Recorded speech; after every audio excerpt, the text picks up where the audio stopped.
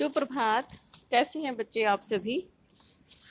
हमने पढ़ना शुरू किया था ध्रुव स्वामिनी नाटक, जिसको पढ़ते पढ़ते हम पहुंच गए थे पेज नंबर 5 के ऊपर, जिसमें जो ध्रुव स्वामिनी है वहाँ का एक सीन दिखाया गया था। ध्रुव स्वामिनी उस शिविर के अंदर प्रवेश करती है और उसके साथ साथ एक खड़ग धारिणी का मतलब आप समझ ही गए होंगे, क्योंकि उसके हाथ में तलवार थी।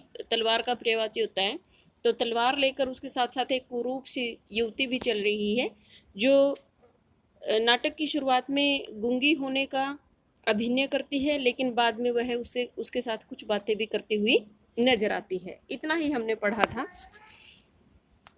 अब वो उसको कह रही है ध्रुव स्वामिनी को, जो खड़ग धारिणी है, कि जो चंद्रगुप्त हैं, क्या आप उसको भूल गई हैं? उससे कुछ, उसके अंदर से कुछ निकलवाना चाहती है, उसकी बातों से कुछ जानना चाहती है जो खड़ग धारिणी है।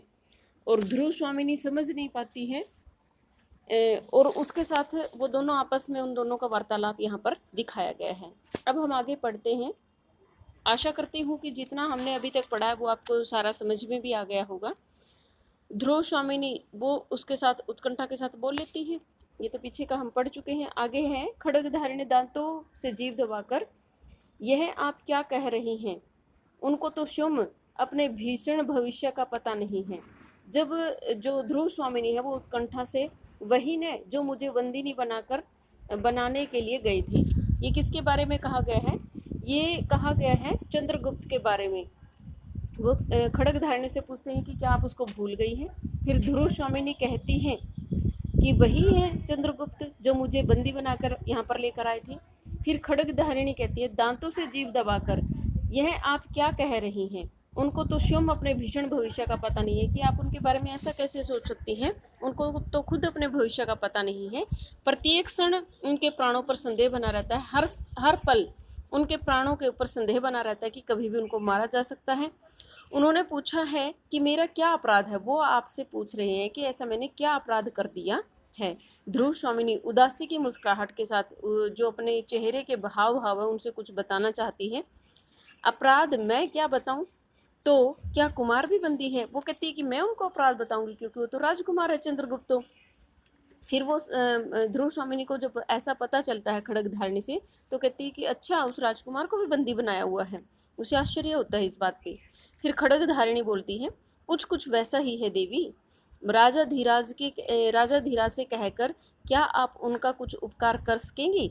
तो कहती है कि क्या आप महाराज को कहकर, क्योंकि जो राजा है वो कौन है? रामगुप्त है। कह रही है कि आप उन को कहकर क्या थोड़ा बहुत कुछ उपकार करवा सकती हैं, चंद्रगुप्त को छुड़वा सकती हैं। ध्रुव स्वामिनी, भला मैं क्या कर सकूंगी? मैं तो अपने ही प्राणों का मूल्य नहीं समझ पाती हूँ कि मेरे प्राणों का क्या मूल्य उन्होंने लगा रखा है। मैं तो वही समझ में नहीं आ रहा है। अर्थात मैं राजा धीराज को अभी तक समझ ही नहीं पाई हूँ।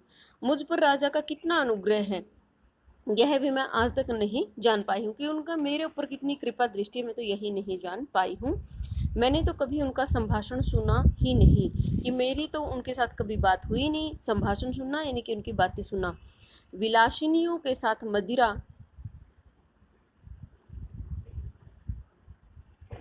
मदिरा से उन्मत्त उन्हें अपने आनंद से अवकाश कहाँ है। कि विलासिनियों के साथ, जो विलासिनी का मतलब जो विलास करते हुए राजा के पास जो युवतियां रहती हैं उनको बोला है यहाँ पर नाटक के अंदर। मदिरा शराब से धुत रहते हैं, यानी कि नशे में चूर रहते हैं। उन्हें आनंद से अवकाश कहाँ? उन्हें हर पल विलास लड़ाने से, या यूं कह सकते हो कि हर समय मौज मस्ती अपनाने के सिवा उन्हें और कोई काम नहीं है। उससे अवकाश होना यानी कि दूसरा कोई कार्य करने के लिए उनके पास समय नहीं है।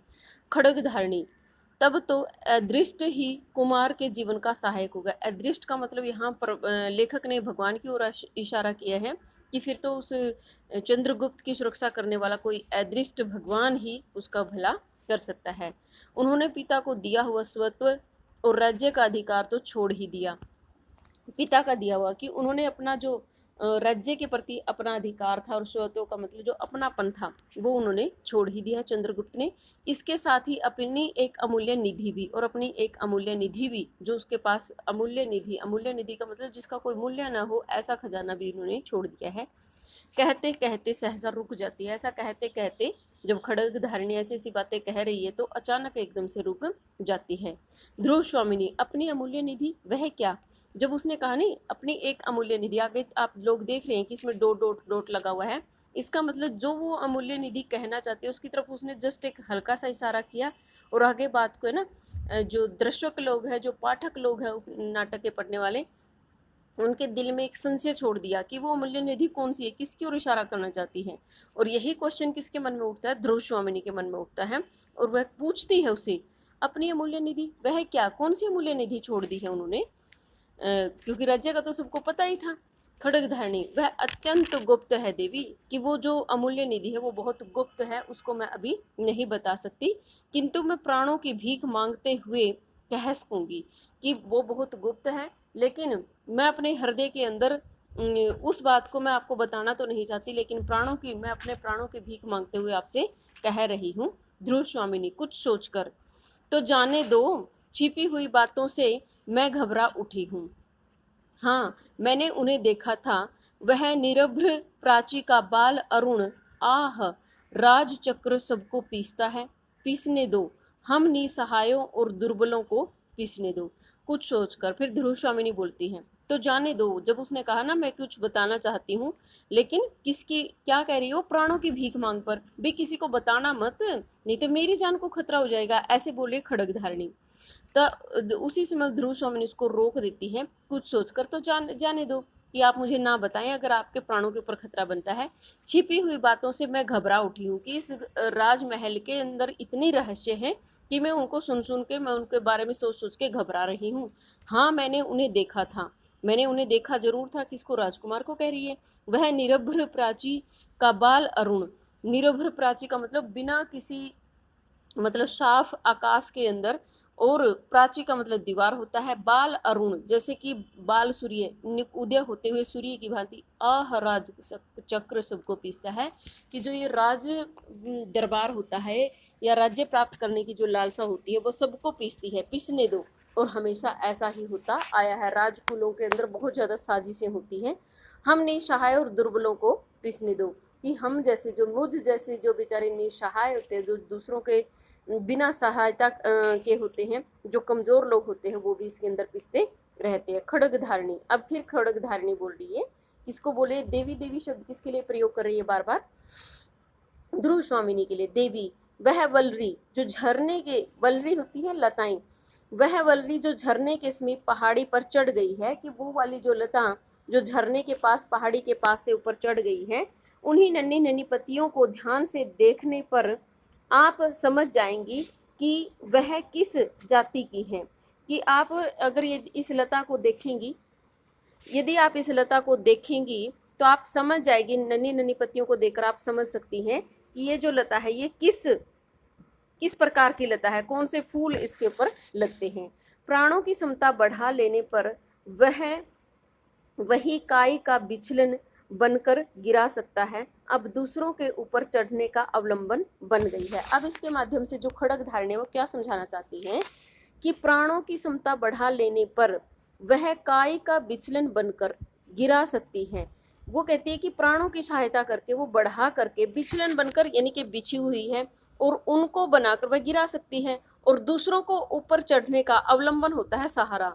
जो लता है आपने भी देखी होगी, पेड़ों के ऊपर चढ़ जाती है, कहती है कि वो दूसरों को अपने सहारे ऊपर चढ़ने का एक सहारा बन जाती है। इस लता के माध्यम से वो समझाना चाहती है, बताना चाहती है खड्गधारिणी। फिर ध्रुव स्वामिनी बोलती हैं, आकाश की ओर देखकर, वह बहुत दूर की बात है, आह, कितनी कठोरता है, मनुष्य के हृदय में देवता को हटाकर राक्षस कहाँ से घुस आता है। ध्रुव स्वामिनी कहती है कि कितने आश्चर्य की बात है कि जो आम आदमी होता है उसके अंदर, जो हृदय के अंदर जो देवता भाव होता है, जो मानवीय गुण होते हैं, प्यार के, प्रेम के, स्नेह के, दया के, ये सारी चीजें आदमी के हृदय ने छोड़कर क्या घुस गया आदमी के हृदय के अंदर? राक्षसी प्रवृत्ति घुस गई है। कुमार का स्निग्ध, स्निग्ध का मतलब होता है प्रेम, कि कुमार का जो प्रेम है, कुमार किसको कहा जा रहा है यहाँ? चंद्रगुप्त को। कि कुमार का जो प्रेम है, सरल और सुंदर मूर्ति को देखकर कोई भी प्रेम से पुलकित हो सकता है, किंतु उन्हीं का भाई आश्चर्य है। अब यहाँ पर देखो, ध्रुव स्वामिनी बात कहते कहते रुक गई, कि जो चंद्रगुप्त है वो देखने में इतना अच्छा है, इतना प्यारा है, इतना सुंदर है, स्निग्ध का मतलब चिकना सुंदर, और इतनी सुंदर मूर्त है उसकी कि किसी को भी देखकर उसके ऊपर प्रेम आ सकता है। और कहती है कि कितने आश्चर्य की बात है कि जो उसको खुद का अपना भाई है रामगुप्त, उसे जरा सा भी अपने भाई से प्रेम नहीं है। फिर कहती है खड़गधारिणी, अब खड़गधारिणी बोल रही है, कुमार के इतने में भी संतोष होगा कि उन्हें कोई विश्वास पूर्वक समरण कर लेता है। वो कह रही है उसको, क्योंकि वो जो खड़गधारिणी है ना, यहाँ उसका करेक्टर आपको अभी समझ नहीं आ रहा। अब वो उसको विश्वास में लेने का प्रयास कर रही है ध्रुव स्वामिनी को। वो कहती है, खड़गधारिणी का कथन है ये, कि कुमार को इतने से ही संतोष होगा। जो कुमार, कुमार यहाँ बार बार किसको कहा जा रहा है? चंद्रगुप्त को। कि चंद्रगुप्त को तो इतनी बात से ही संतुष्टि हो जाएगी, उसका हृदय तो इतने में ही संतोष का अनुभव करेगा कि उन्हें कोई विश्वास पूर्वक, उन्हें कोई विश्वास के साथ अपना समझकर समरण कर लेता, याद करता हो। रही अभ्युदय की बात, अभ्युदय का मतलब उन्नति, कुछ बड़ा पद प्राप्त करने की बात, रही अभ्युदय की बात या उन्नति की बात, सो तो उनको अपने बाहुबल और भाग्य पर ही विश्वास है। वो अपने भाग्य के बल पर और अपने बाहुबल के ऊपर, अपनी ताकत के ऊपर उन्हें पूरा विश्वास है। उन्नति तो वो एक दिन अपने जीवन में अपने आप ही प्राप्त कर लेंगे। कि वो यहाँ पर ये जो खड़गधारणी है वो इशारा करना चाहती है ध्रुव स्वामिनी की ओर, कि बस वो तो ऐसा चाहते हैं कि वो कोई मेरे को दिल से याद करने वाला होना चाहिए। जो राज्य की बात है, जो उन्नति की बात है, जो अपने जीवन में एक उच्च पद प्राप्त करने की बात है, वो तो अपने बाहुबल के ऊपर, अपनी ताकत के भरोसे और भाग्य के बल पर वो पा ही लेंगे। अब ध्रुव स्वामिनी बोलती है, किंतु उन्हें कोई ऐसा साहस का काम न करना चाहिए जिसमें उनकी परिस्थिति और भी भयानक हो जाए। अब ध्रुव स्वामिनी कहती हैं कि उसको इस प्रकार का कोई भी कार्य नहीं करना चाहिए, कहीं ऐसा ना हो, उसको बंदी तो पहले से ही बनाया हुआ है, किसी और खतरनाक जगह पे उसको डाल दिया जाए, कुछ और भयानक कोई भी उसके साथ कोई चाल ना चल दी जाए। अब खड़गधारिणी खड़ी होती है, अच्छा तो अब तू जा, अपने मौन रहने से किसी दासी को, अच्छा तो अब तू जा और अपने मौन संकेत से किसी दासी को यहाँ भेज दे, मैं अभी यहाँ बैठना चाहती हूँ। अब जो ध्रुव स्वामिनी, जब खड़गधारिणी खड़ी हो जाती है तो ध्रुव स्वामिनी उसको इशारा करके कहती है कि अब तू यहाँ से चली जा, और अपने मौन इशारे के साथ, क्योंकि वो किसका अभिनय कर रही है? गूंगी का अभिनय कर रही है ना। तो अब ध्रुव स्वामिनी कहती है कि अपने मौन इशारे से, अपने हाथों के इशारे से किसी को यहाँ पर भेज देना, मैं यहाँ यहीं पे थोड़ी सी देर बैठना चाहती हूँ। खड़गधारिणी नमस्कार करके जाती है और एक दासी का प्रवेश, और दूसरी दासी वहां पर प्रवेश कर जाती है। आगे दासी हाथ जोड़कर, देवी सायंकाल हो चुका है, वो उसको कहती है आने के बाद दासी कि संध्या का जो समय है वो हो चुका है, वनस्पतियां शिथिल होने लगी हैं। आपने भी देखा होगा कि संध्या के समय जो वनस्पति है, सुबह होते ही जैसे उनके अंदर चमक धमक होती है, संध्या तक, क्योंकि धूप लगने के बाद सारे पेड़ पौधे थोड़े से आलसी से नजर आने लगते हैं, तो वही शिथिल होने का भाव। देखिए न, व्योम विहारी पक्षियों के झुंड अपने नीड़ों में प्रसन्न कोलाहल से लौट रहे हैं, क्या भीतर चलने की अभी इच्छा नहीं है? फिर क्या कहती है दासी कि देखिए ना, व्योम विहारी, व्योम का मतलब आश्चर्य, आकाश के अंदर, विहारी का मतलब घूमने फिरने वाले, कि आकाश में घूमने फिरने वाले जो पक्षियों का झुंड है, ये नीड का मतलब अपने घोंसलों में, अपने घोंसलों की ओर लौटने के कारण, अपने घोंसलों में आने के कारण कोलाहल शोर कर रहे हैं, लौट रहे हैं, खुशी के साथ अपने घर में आ रहे हैं। और क्या अभी आपके भीतर चलने की इच्छा नहीं, आपको अंदर नहीं चलना है? ध्रुव स्वामिनी, चलूंगी क्यों नहीं, किंतु मेरा नीड कहाँ है? यह तो स्वर्ण पिंजर है। अब ध्रुव स्वामिनी कहती हैं कि चलूंगी तो मैं जरूर अंदर, लेकिन मेरा नीड कहाँ है? मेरा घोंसला है ही नहीं मेरे पास। तो यह तो क्या है? स्वर्ण पिंजर है। ये तो किसका पिंजरा है? सोने का पिंजरा है।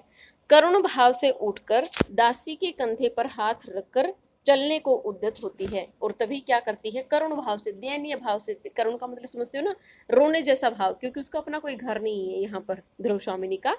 तो करुण भाव से उठती है, दासी के कंधे पर हाथ रखकर चलने को उद्यत, उद्यत का मतलब होता है किसी कार्य को करते हुए दिखाई देना, वे चलने की इच्छुक दिखाई देती है यहाँ पर ध्रुव स्वामिनी। नेपथ्य में कोलाहल और पर्दे के पीछे शोर हो रहा है। महादेवी कहाँ है? उन्हें कौन बुलाने गई है? कि महादेवी कहाँ चली गई है और उन्हें कौन बुलाने के लिए गया है? ध्रुव स्वामिनी, है यह उतावली कैसी, कितने उतावलापन कैसे है? प्रतिहारी प्रवेश करके घबराहट के साथ भट्टारक इधर आए हैं क्या? जो प्रतिहारी है, जो द्वारपाल होते हैं उनको प्रतिहारी बोला गया है। प्रवेश करके घबराहट के साथ कहते हैं कि भट्टार्क, ये एक नया पात्र आ गया है, भट्टार्क इधर आए हैं क्या, पूछ रहा है वो कि क्या यहाँ पर आए हैं। ध्रुव स्वामिनी व्यंग्य से मुस्कुराते हुए, मेरे आंचल में तो छिपे नहीं हैं, देखो किसी कुंज में ढूंढो। कि कुंज, कुंज का मतलब होता है बाग बगीचों में, कि मेरे आंचल, आंचल होता है दुपट्टा, आंचल, ठीक है, कि मेरे आंचल में तो छिपे बैठे नहीं हैं, किसी कुंज में ढूंढ लो है या नहीं। प्रतिहारी संभ्रम से आश्चर्य के साथ, अरे महादेवी क्षमा कीजिए, युद्ध संबंधी एक आवश्यक संवाद देने के लिए महाराज को खोजती हुई मैं इधर आ गई हूँ। कि क्षमा कीजिए, मुझे माफ़ करना, युद्ध संबंधी एक आवश्यक संवाद, युद्ध से रिलेटेड कोई बहुत ज़रूरी संवाद करना, कोई वाद विवाद करना है, और मैं महाराज को खोजती हुई मैं इधर आ गई हूँ। कि मैं उनको खोजते खोजते, जो द्वार पर खड़े होते हैं ना उनको प्रतिहारी बोलते हैं, मैं इधर आ गई थी। ध्रुव स्वामिनी होंगे कहीं, यहाँ तो नहीं है, कि कहीं भी होंगे आप उन्हें देख सकती हैं, यहाँ पर नहीं है। उदास भाव से दासी के साथ ध्रुव स्वामिनी का प्रस्थान, और जो ध्रुव स्वामिनी है वो उदास है, परेशान है, और दासी के साथ वहाँ से चल देती है। दूसरी ओर से खड्ग धारिणी का पुनः प्रवेश, और जो खड्ग धारिणी थी वो दोबारा से वहाँ पर प्रवेश करती है, और कुंज में से अपना उत्तरीय संभालता हुआ रामगुप्त निकलकर एक प्रतिहारी की ओर, फिर खड्ग धारिणी की ओर देखता है।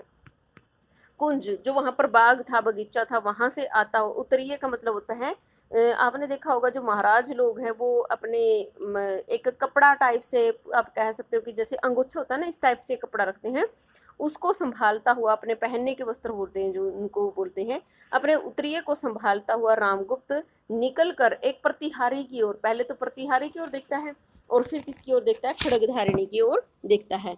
प्रतिहारी, जय हो देव, एक आश्चर्यजनक समाचार निवेदन करने के लिए अमात्य ने मुझे भेजा है, कि मुझे आपके पास, जो प्रतिहारी अभी वहाँ किसके पास आई थी, ध्रुव स्वामिनी के पास, अब ध्रुव स्वामिनी के पास से वो कहाँ चली गई थी, कुंज की ओर, तो वही कह रही है कि जय हो देव, जैसे बोलते हैं आम रूटीन में, आपने देखा भी होगा टीवी वगैरह में, जय हो महाराज किस टाइप से बोलते हैं, उसने भी बोला।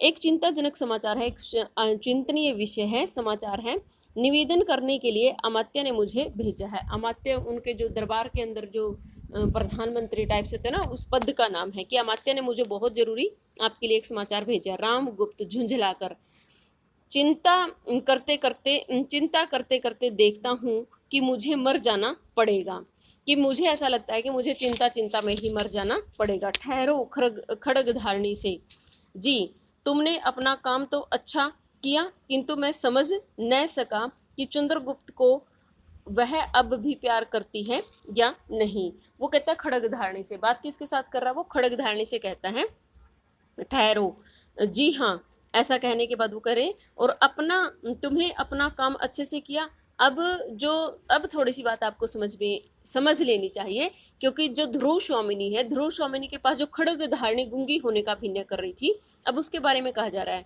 क्योंकि वो गूंगी थी नहीं, दरअसल वो नाटक कर रही है, यहाँ अभिनय कर रही है, और उसको उसकी सेवा में हाजिर किया है, उसके पास उसकी ड्यूटी लगाई है रामगुप्त ने, ध्रुव स्वामिनी के मन की बात को जानने के लिए। उसने कहा कि तुमने अपना काम तो अच्छा किया है ना, कि मैंने तुम्हें जो काम दिया था, काम क्या दिया था, कि ऐसे चेक करना था खड्गधारिणी को कि क्या ध्रुव स्वामिनी आज भी चंद्रगुप्त से प्रेम करती है, कि तुमने अच्छे से किया वो काम, किंतु मैं समझ नहीं सका, मैं तुम्हारी बात समझ नहीं पाया कि चंद्रगुप्त को वह अब भी प्यार करती है या नहीं, क्या ध्रुव स्वामिनी अब भी चंद्रगुप्त से प्रेम करती है या नहीं करती है। खड्गधारिणी प्रतिहारी की ओर देखकर चुप रह जाती है, और जो खड्गधारिणी है वो किसकी ओर देखकर, प्रतिहारी की ओर, क्योंकि वो दासी शायद उसको बता देती, इसलिए वो उसकी ओर देखकर वहीं पर चुप रह जाती है। रामगुप्त ने तो पूछ लिया, लेकिन खड्गधारिणी ने अपना उत्तर नहीं दिया। रामगुप्त प्रतिहारी की ओर क्रोध से देखता हुआ, तुमसे मैंने कह दिया न कि अभी मुझे अवकाश नहीं है, ठहर कर आना।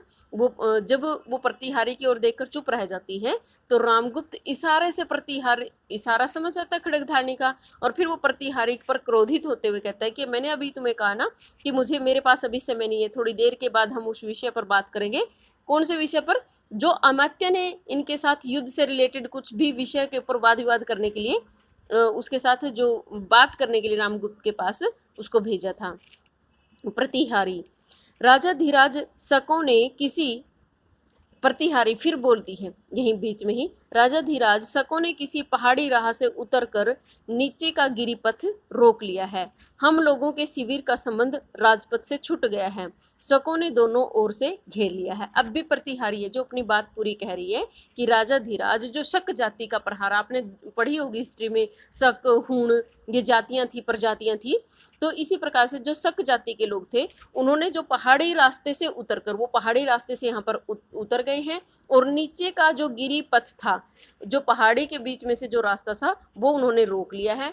हम लोगों का शिविर का संबंध, जो शिविर हमने यहाँ पर डाला हुआ था ना, वहाँ कुछ समय के लिए आए हुए थे, तो जो शिविर का संबंध था और जो उनका राजमहल था, राजमहल का जो राजपथ था, उससे उनका जो पूरी तरह से कनेक्शन था वो कट गया था।